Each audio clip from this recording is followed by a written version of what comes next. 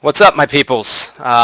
Today on Gandhi's Thoughts, I'm actually going to be covering a couple of different things, and as always, I'm going to leave it up to the viewer to see which one he wants first. Today, I'm going to be covering what I have felt when playing against Ninja and Mikwin, which was very, very draining, and I'm going to talk about how I forgot what that was like to play against these top caliber players. I'm going to be talking about Pulse's new edition of Pistola for APG. Now, I don't have all the background information on that as to what happened, but Diesel's in the chat, so I mean he can clear anything up.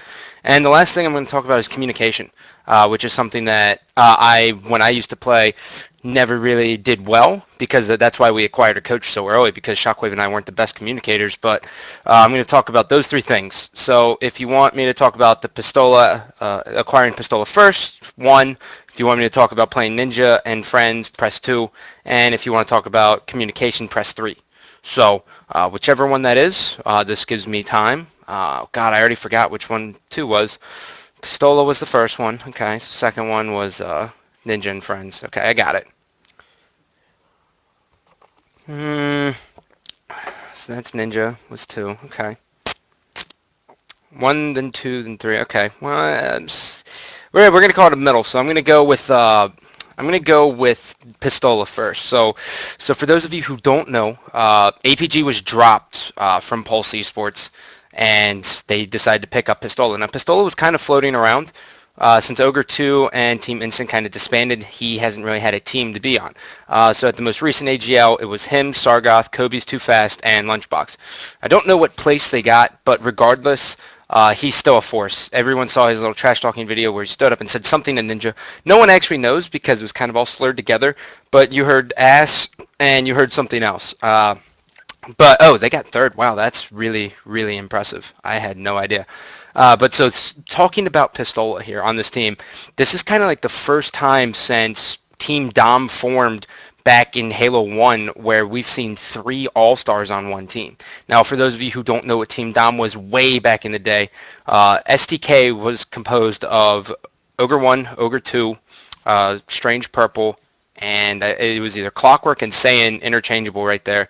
And then they were playing against Team FFA, which was Killer N, Walshy, Gintron, and Zyos. Now, FFA beat them 2 series in a row, and Ogre said, okay, you know what, fuck this. I'm tired of losing.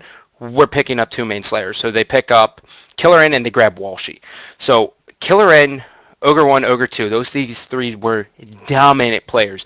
Just forces to be reckoned with. But since then, we've never really seen a full team formed of people at the caliber that we are seeing on Pulse Esports. Formal is a dominant sniper. Snipedown's probably the best player in this game, period. In Halo 3, he was a very, very dominant player. He was by far the best player in 2008, even though legit won the best overall player. In my opinion, Snipedown has the capabilities of being able to take over games very, very effectively. And he makes it look easy. Everyone knows who Snipedown is. Everyone's seen his videos. He's an amazing player. Then you have Formal. Formal, towards the end of Halo Reach in 2011, his team kind of relied on him hitting those big snipe shots. And when he went with Snipedown, everyone was kind of like, well, what the hell is Formal going to do? Because I don't know if he's going to be able to mesh well with someone else grabbing the sniper. So suffice it to say, they're doing well. Now, have they really gotten that good of competition at AGLs? Debatable. It kind of is debatable because you don't have the ogres in there, you don't have the Roy Box as a duo in there anymore, but you still have people who are putting in a lot of effort into this game. But regardless, Pulse is destroying tournaments. Their last event, they won 6-1 over Ninja's team, so they're doing very, very well. But what Pistola is going to bring to this team, which is something that I was thinking about, is they now have someone who can just on the flip of a switch take over a game. They have that with Snipedown, but if you can keep the sniper out of Snipedown's hands, he's still going to be a problem, but he's not going to be nearly as bad. So now Pulse doesn't have to rely on Snipedown and Formal doing big plays because Pistola is going to be picking them up with individual skill. And that's going to be something that's going to be extremely fun to watch. It's going to be something extremely shitty to play against. It's going to be something extremely fun to watch again because Pistola does trash talk as well. So now you're getting a whole dynamic here. And plus we get to see Richie Hines and Pistola come back together, which is the first time this has happened since Triggers Down in 2009 when Neighbor decided to come onto the team and kick off Pistola, which was possibly the dumbest decision in all of Halo history.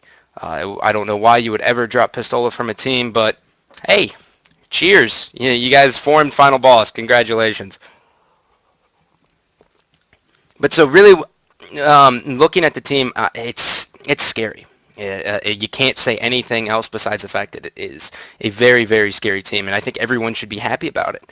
But if you're a competitor and you're on these other teams like Warriors or whatever team McWin ends up on, you really have to start thinking like, okay, well, we're gonna really have to put in time because Pulse is going to be putting in time and they're going to be able to steamroll a lot of people.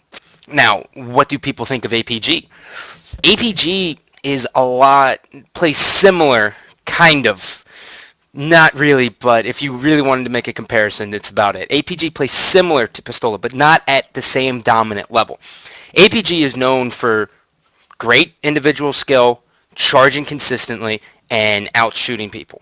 That's what he does. He may not be the smartest player, and it's hard to contain him, but that's kind of what he's known for. Pistola has been under an Ogre's wing. Possibly Ogre was under his wing, if you really want to think about it that way. But Pistola has been molded into this 4v4 prodigy.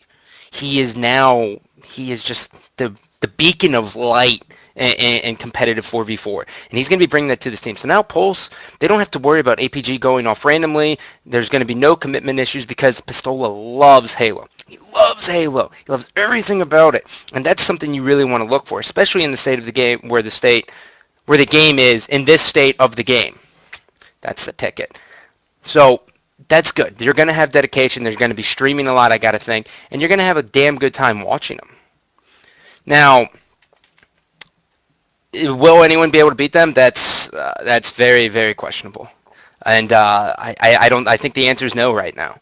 Now, prove me wrong, obviously, because everyone can. But if people don't really step up and start playing, I don't see anyone beating them. On solely individual skill alone, I think Pulse takes it, even as it stands now. So, AGL Nashville, you guys better fucking start playing because Pulse is coming, and they're going to be ripping face. By the way, it's water. See, look, hot water. Minute 30 in the microwave. Fantastic. But yeah, so it's going to be badass to watch. I hope I get to cast one of their games one day in the near future because, as everyone knows, I've always predicted, well, really since 2009, I've predicted Richie Hines to win 2 national championships in that time. He's let me down both times. He's gotten 5th and 5th. He's always let me down. So hopefully, even though there is no national championship, if AGL can just throw something together and say national championship in fall and Richie Hines gets it, that's what I'm talking about. Richie Hines deserves it.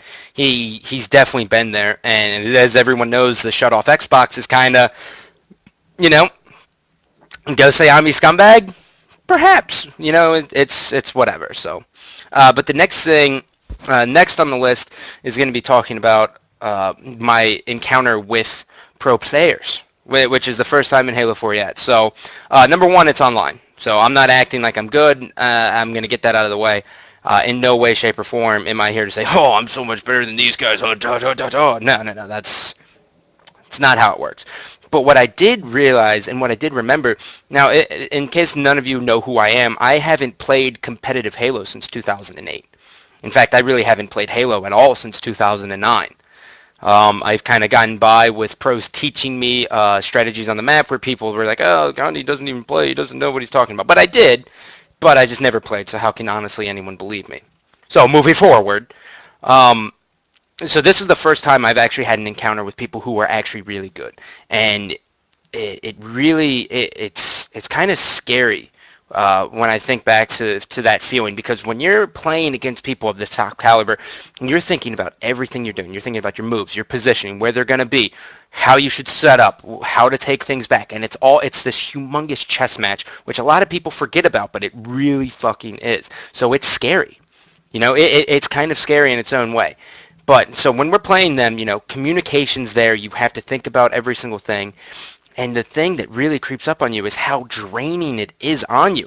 And then it made me think back to tournaments and how drained I was physically from playing it. And it's something that does not get talked about at all in any sense of pro gaming, because everyone's like, oh, they're just gaming. They're sitting on their ass all fucking day. Number one, okay, pro gaming, if it's so easy, why don't you fucking do it? Number two, sitting on your ass all day is fucking hard.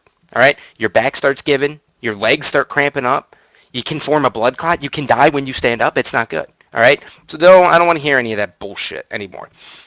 Um, but really, the mental capability you have to go through a whole weekend of playing is crazy.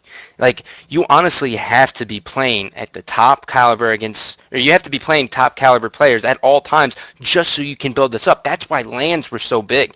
The big thing about the LAN network, which a lot of people forget about, was that these pros had 3 week, or they had about a week, sometimes just a weekend, 3-day weekend, but they had about a week of playing against 3, 4 other teams who are at that same top 6 level.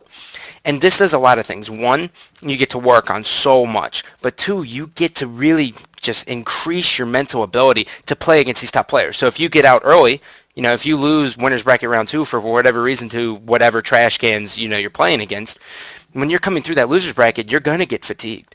So really for amateur players here, and including myself in this, when you're playing online, and it happens to a lot of people, you can't if you really are trying to go to a tournament, you can't just kind of slack off and play online and just kind of mess around like I do. You have to give it your all every game just so you can feel that tournament sense. And that's a big deal because a lot of people go in games and they're like, whatever, it's not that big of a deal, it's online, man. But if you're not going to LAN, if you have a LAN, awesome, go for it. If you're not going to LAN, you're wasting your time going to an event because you have a whole weekend ahead of you. And at AGLs, I don't know how the tournament bracket is, but, if it's not ran right, you could be there till 3 a.m., 2 a.m., 1 a.m., and that's completely shitty, but it happens, like one thing that's always, flat across all professional gaming events is that there's going to be stuff that happens randomly. Random acts of God just happen, and the tournament's going to run late. People are going to miss their flights. It's going to happen. That's it. But so really what you should take from this is, one, if you want to go to an event, you got to keep your mind on straight. You have to be playing every single game like it's a tournament, and that's going to help you a lot. It really, really is. Now, the last thing I want to talk about is communication, because God knows everyone can improve on communication, right? Now, I'm not talking about the communication between you and your girlfriend where she's like, oh, you need to tell me what's on your mind, because that never happens, right? And you're like, listen, just give me a blowjob, where we'll be on our way, right? No, that's not what happens here. It's not what happens. That's not this kind of communication. Get the fuck out of here. What kind of communication I'm talking about is in-game. Now, a lot of people like to do, just the, like, let's take Haven, for example. A lot of people just want to be like, oh, top red, bottom red, top middle, red platform. Okay, that's fine. But there's a whole nother level of communication that really separates amateurs from pros. Now, pros, and this really started to take off in Halo 3, which I'm so glad because I was a terrible communicator. I was one of the worst. That's my form of communication. It's like red platform, top middle, red broken bridge, bottom red, etc., right? But pros, they take it to another level. And that level is very, very dynamic. And how they change it is they go like this, right? Let's say there's a guy top red, and they engage him in a 1v1 battle. They go top red going to red street. So then their teammates know that he's going to be pushing red street. Those extra couple words is going to really help paint the picture for the player. Now, am I saying to be specific as shit every single time? Yes. Yes, I am. Because that's going to help your teammates know. Because if you say red, top red, that anything can happen in that one time, in that 1 second. They can drop bottom middle. They can go red ramp. They can go bottom red. They can go red street. They could jump top middle. If you're not specific, your teammates are going to know. So really to work on that, you have to be going into games and you have to be having this kind of communication with the people you're playing with. Now, are you going to put in a mic when you're playing with rando trash cans? Isn't going to happen. I won't do it, and I never will do it. So if you do it, fucking hats off, right? But that's never going to happen for me. But when you're with there, 3 or 4 teammates, just one other person. Like what if I go in with Maven, and he's a big trash can. I'll probably do it, but if with the whole team, I'm going to really try to work on it. But it's hard. It really is because the more you communicate, the better it is for your team because you really paint a whole picture of the map. It's almost like a sense of radar for your whole team, and it's badass. So what you do is you really just have to start working on it. So looking at Haven again, let's say you see a guy top red, right? You say red going to red street, or red jumping to top middle. I need help, red jumping to top middle. Someone put in shots, red jumping to top middle. He's weak, dropping bottom red. Your teammates are going to have everything fucking laid out in front of them, and that's going to help a lot. That's going to really, really, really help a lot. So that's kind of that one little step to becoming a really good player. It is just that little bit difference of communication. Now, it's very hard because I know everyone goes through those moments where they get tunnel vision and they have a sniper and they're just 7 minutes later. Oh, shit! Sniper's down. Open ramp. Everyone has that. Everyone has that happen to them, and that's it. But really, you're going to have to start working on that communication. Of course, it is good to have that coach, like the Diesels, the, what's the guy from Status Quo, Firespin, or whatever the hell his name is. And Towie. You're going to have those coaches who are really good. But really, a lot of communication comes down to, being very, very specific. And because I know from playing with the people I'm playing with right now, we don't always communicate, and it kind of sucks sometimes. But, it's really hard, especially when you're having a lot of fun to do it. But really, you got to be extremely specific. Now, weapon times is a whole nother ballgame. Weapon times, you have to kind of reiterate multiple times. So as soon as you pick it up, because you're playing online, you're not going to have a coach. And if you have a coach standing behind you, then I don't know what to tell you unless he's your brother or your best friend or your girlfriend. But if your buddy or your coach is flying over to your house to coach just you, you got fucking something wrong with you. I'm just going to go ahead and say it. You're kind of a pussy. But moving forward, weapon times for us, at least for my level here, when we go to get overshield, let's take simplicity. When we get overshield, we may get it once, and then we're kind of like, it's up at 1040, right? Okay, that's one call out. That's good, right?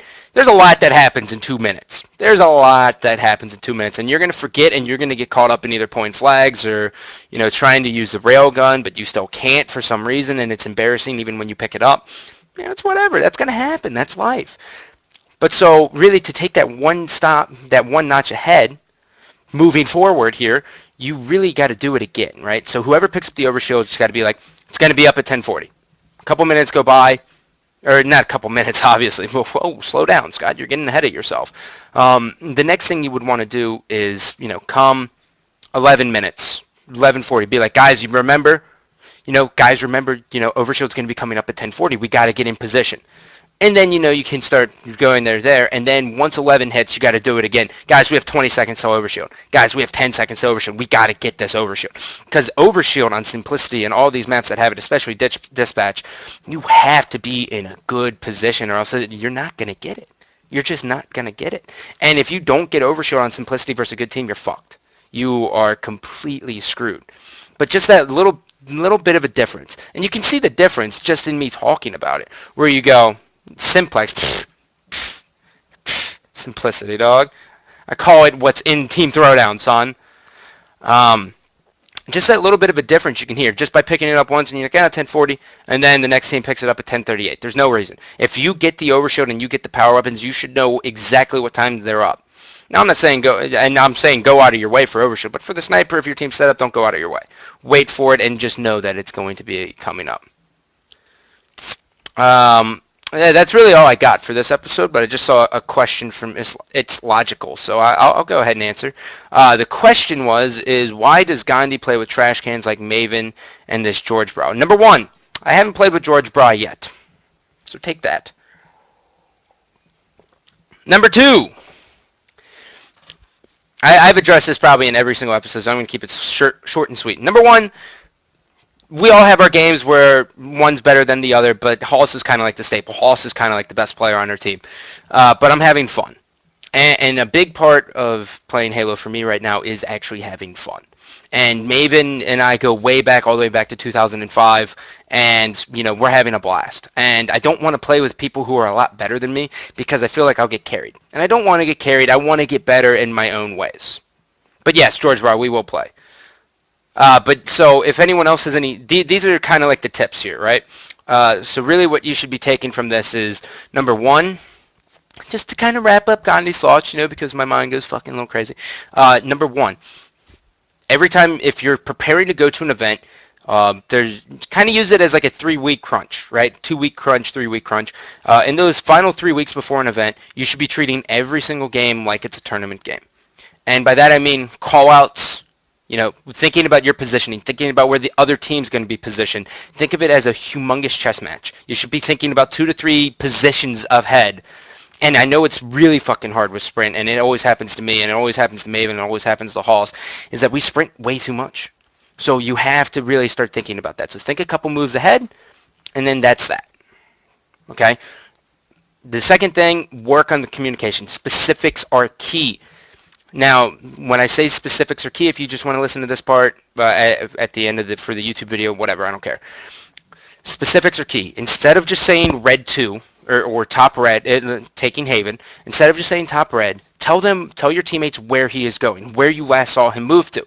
If you say top red going to red street and your teammates are closed, and and you back down out of the battle, and he comes up around closed or red street and he's not there, then he's bottom red or bottom middle. Then that helps your teammates know. And then your teammate goes, he's not, I don't see him on red street, he may be drop bottom middle. And then you have the whole picture laid out in front of you. Okay, so specifics. Instead of top red, say top red going red street, top mid, or top red going, red broken bridge, top red dropping bottom middle, top mid going red bottom street. Those 3 things, humongous for your team, you'll know. It'll be perfect. Next thing, with overshields and power weapons, instead of just getting it one time and saying, hey guys, it's going to be up at 1040, and leaving it like that, don't do that. Don't. At 11:40, be like, guys, again, be like, by the way, overshield's coming up at 10:40. We got to get in position. At 11 minutes, those 20 seconds before it comes up, that's when you're really going to be like, hey, we got to get in position. Overshield's coming up in 20 seconds. Overshield's coming up in 10 seconds. We have to get there. Do we have eyes on overshield? And then if no one's there, then you go, fuck, well, rest in pieces. Now, if anyone has any other questions, I'll answer, and I'll probably answer like 2 or 3 more, and then I'm going to hop on with the squadron. No, hey, Big Box, I did not check out your Friends Lockout remake. I am a bad person. What happened to Roy? This is my understanding, so once again. So I'm going to answer 3 questions here. What happened to Roy? Attend an AGL question mark, and will you play Gears of War Judgment? What happened to Roy? From my understanding, I really don't know. I can only use deductive reasoning to figure out. I know Roy does have a girlfriend, and I do know that he is currently doing stuff outside of gaming. I don't think he really liked Halo 4, and since he didn't really feel interested in playing COD, he's kind of stepped down from the scene. Now, what is he doing outside? I don't know. I can find out for you guys. I can send a couple texts and figure out what Roy's got going on, but I'm pretty sure he's with the girlfriend either in school or working on a electrician apprentice job. That may be his brother, but I'm not 100%. So that's that. Attend an AGL. I would love to attend an AGL. I have dreams of going over to Europe. One, because I feel like the women are just smoking hot, and they may get me, right? But really, I've always been interested in the European scene. Every European that's come over here, like a couple of the Apex guys and the Bucks, I've really taken an interest in their culture and how they play. They always seem to play a little bit differently. TEC is another team, but I don't know it all. But I would love to go over there because, AGL, not EGL. Oh, would I attend an AGL? Absolutely. I think we're considering whatever EGL, AGL, same difference. EGL still stands. I need to get to Europe, all right, fuckers. AGL. Now, AGL is something I would love to do. But right now, I'm in like a little financial problem here because I'm in between jobs. I'm waiting on getting one of these county jobs, and then things will be a little bit easier for me to afford. But So I don't know about Nashville. I know New Jersey's off the table. Nashville, I'm going to try to. I'm going to probably try. I'm going to probably store away some money and try to pull it out to go to an AGL. The last question was Gal Judgment. How do I answer this? I'm giving you the people's eyebrow, or my version of it, because I'm not sure. Gears of War Judgment, and I'm just not going to be a pussy about this. Gears of War Judgment is a game that I have a lot of faith in, but the problem is I don't know where it's going to go competitively. Now, well, did I play Gal 3? Yeah, I played a little bit. I did more of casting, though. The thing about console shooters is by being a play-by-play commentator, which is what I do, which is just kind of painting the picture of where they're going and blah, blah, blah, which is fucking easy. You kind of don't need to play the game to understand it. You just need to know the callouts, and you need to know, and you need to watch streams and let other people, let the viewer know what strats they're going to be running. That's essentially it. So will I play Gal Judgment? I don't know. I won't buy it the first week. I'll put it that way. I'll probably wait till the second week and see what everyone thinks about it and kind of put it together from there. But as it stands now, I'm probably not going to play it. I'm going to be probably grinding on Halo for a long time because I think I want to compete again. I know Maven's interested in it, and I know Hoss is interested in it. So if I can maybe weasel Ghost Ayami into teaming, then that's awesome. If not, Sergio's right there too. Sergio is a badass in every way, shape, and form. And I know for those of you who don't know who Sergio is, Sergio, I teamed with him in 2005 for 2 events before Shockwave made him quit the game. We went to game 11 versus 3D in their undefeated streak all year. And Wave blew it. We played well, but we lost TS Beaver Creek after being up like 42-28. It was a dagger, but Sergio had a lot of good plays. He was also a Halo 1 pro. He's got, I think he may have won an event too, to be honest. Don't quote me on that, but I know he was always in the top 3. And other than that, that's kind of where I stand. So I'm not really sure what's going to happen with Gal Judgment at all. I really don't. Was Maven ever a pro? Okay, so I'm going to go ahead and address this now. Maven isn't a good talker, so he's not going to be able to talk about himself this way. He just kind of screams and yells gay jokes at me. But Maven used to be around in the top 16-ish in Halo 1, so he was definitely a good pro. He's been to a lot of MLG events. This is Maven in a nutshell. Maven he used to play with what was it? It was JMB's team. Maven, help me out in the chat. MOD. He used to play on MOD with Hoss, JMB, and Xena. Right? He used to play with Xena, and so he did finish top 8 in a couple H1 events. So technically, he was a pro.